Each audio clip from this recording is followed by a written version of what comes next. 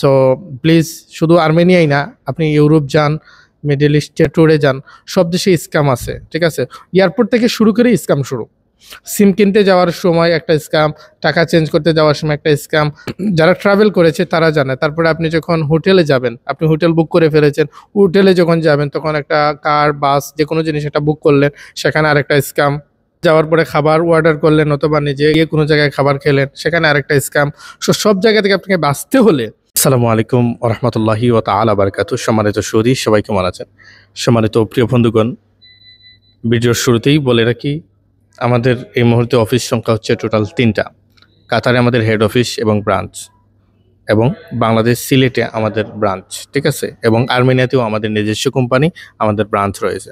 So প্রিয় বন্ধুগণ, যারা মিডল ইস্টের বিভিন্ন দেশে আছেন, বিশেষ করে কাতার না এবং বাংলাদেশ থেকেও যেতে চাচ্ছেন, বাংলা আগ্রহ প্রকাশ করেছেন, কাতার, দুবাই, ওমান, সৌদি আরব, বিভিন্ন দেশ থেকে আমাদের মাধ্যমে সেনজেন যেতে যাচ্ছেন অথবা আর্মেনিয়াতে যেতে যাচ্ছেন, সেক্ষেত্রে আপনারা আমাদের সিলেট অফিসটা ব্যবহার করতে পারেন।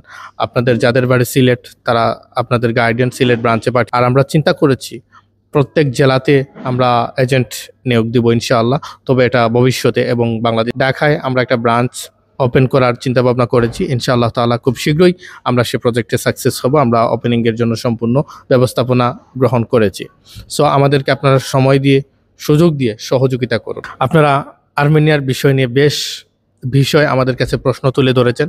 আমরা চেষ্টা করছি আপনাদের সকল প্রশ্নর উত্তর দেওয়ার জন্য। দেখুন, আর্মেনিয়াতে আমাদের মাধ্যমে আসবেন কেন এবং আমাদের মাধ্যমে আসলে কী কী সাপোর্ট, সহযোগিতা পাবেন, বা আপনারা নিজেরাই আসলে কী কী সমস্যার সম্মুখীন হতে পারেন। প্রথমে বলে রাখি, আপনারা নিজেরা আসলে কী কী সমস্যার সম্মুখীন হতে পারেন।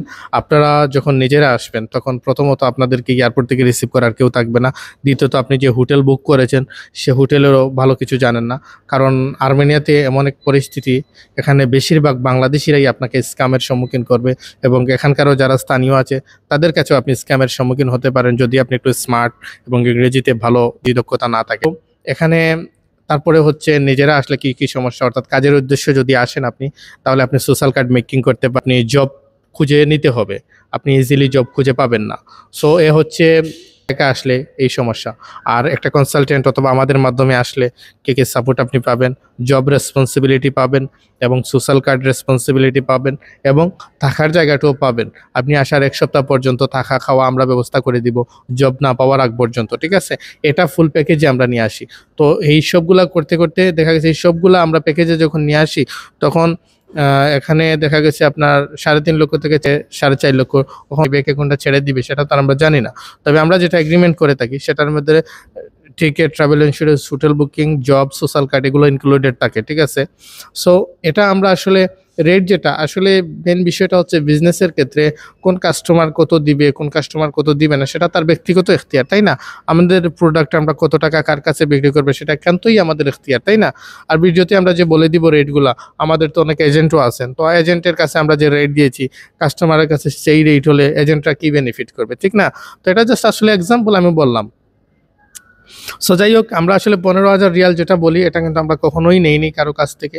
সো রেট হাফ ডাউন হয় এ কারণেই হয়, কারণ আমরা এজেন্টের কাছে যে রেট দিয়েছি সেটা আমরা কাস্টমারকে দিতে পারি না। যারা আমাদের এজেন্ট হয়ে নতুনভাবে কাজ করতে চান তারা অবশ্যই, আমাদের একটা ফর্ম আছে, ফর্ম ফিল আপ করলে আপনারা এজেন্ট হয়ে কাজ। আজকের সকল প্রশ্নের উত্তর দিতে পেরেছি এবং আর্মেনিয়াতে আমাদের মাধ্যমে আসলে কী কী সুবিধা পাবেন সেটাও বলেছি। তবে নিজেরা যখন আসবেন প্লিজ বি কেয়ারফুল। আপনারা এয়ারপোর্ট থেকে যখনই বের হবেন, এয়ারপোর্ট থেকে সিম কিনবেন, টাকা চেঞ্জ করবেন ইত্যাদি, সব জায়গায় কিন্তু স্ক্যামের শিকার হতে পারেন। এই জায়গাগুলো খুবই কেয়ারফুলি, যতটুকু সম্ভব এখানকার কোনো কনসালটেন্টের মাধ্যমে আসার চেষ্টা করবেন, ঠিক আছে? আর নিজেরা আসার খুব কম চেষ্টা করবেন, কারণ এখানকার সেফ না অ্যাকচুয়াল যেটা, ঠিক আছে? সো প্লিজ শুধু আর্মেনিয়াই না, আপনি ইউরোপ যান, মিডল ইস্টের যে কোনো দেশে যান, যে কোনো দেশে আপনি ট্যুরে যান, সব দেশে স্ক্যাম আছে, ঠিক আছে? এয়ারপোর্ট থেকে শুরু করে স্ক্যাম শুরু।